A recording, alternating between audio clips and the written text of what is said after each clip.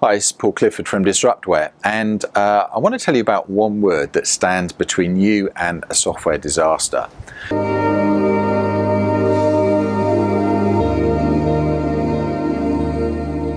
And that word is communication. Now, essentially, let's look at just 4 examples throughout the development process where, software projects go wrong, and it's all down to this one word.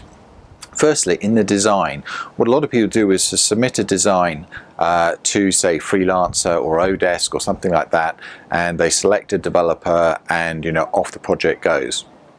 And they're surprised when they get something back which is not really what they wanted. So the first thing that went wrong there is the developer didn't communicate back to you, or basically with questions. You must have questions coming back, because no developer is going to understand your design and just go off and do it. So the more questions you get back, then the more that validates that the developer really understands your design. Secondly, when you're actually selecting someone, for your implementation, make sure you interview them. It's all too easy, just to do everything via email. But do an interview at least via Skype chat. Okay, so you can actually establish a rapport. Establish a set routine of when you will communicate, and ensure that they are understanding what you're saying. Okay, because it's all too easy, especially in the global economy, when you have people in India, China, Russia, wherever, for miscommunications to happen, and that's where a lot of this goes wrong. So make sure you interview the developer before you select them. When you're in your project and you have a conversation, either a Skype chat or anything like that, often these chats can go on a long time, and what is essential is that you record that either through voice, or at least make a bullet pointed list of what's been agreed. And ideally you should be using some sort of project tracking or task management system like Trello at a very basic level, and put all the bullet points on what's been agreed in there, okay, so that you both have a really good understanding of what was discussed and what the next steps were. Number 4, ensure that you are hearing from your developer on a daily or a weekly basis. Obviously it depends on the length of the project. If it's many months, then a weekly basis might be fine.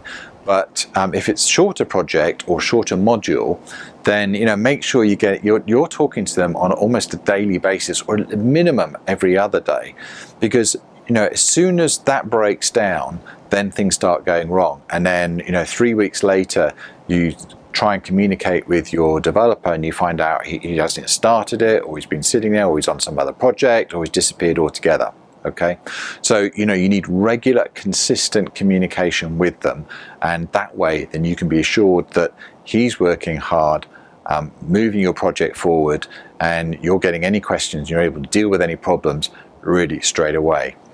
The 5th thing is just to understand why developers sometimes don't communicate back to you, and often it's because they're in a way embarrassed. They don't have a problem. They have a problem and they don't have the solution. And the thing is, that you could probably work around any problem that comes up, and between you can find the solution. But when the developer has it on their own, then they can really struggle. And instead of coming back to you, and this is often a cultural thing, instead of coming back to you and saying, hey, I got a problem, I can't solve this, often they'll just go, quiet. Okay, and then you can lose weeks of time that way. Okay, so that's why it's important to be on top of it, hear from them every day, check on progress, and see your code and your project developing really nicely. I hope you found that useful. That's Paul Clifford from Disruptware.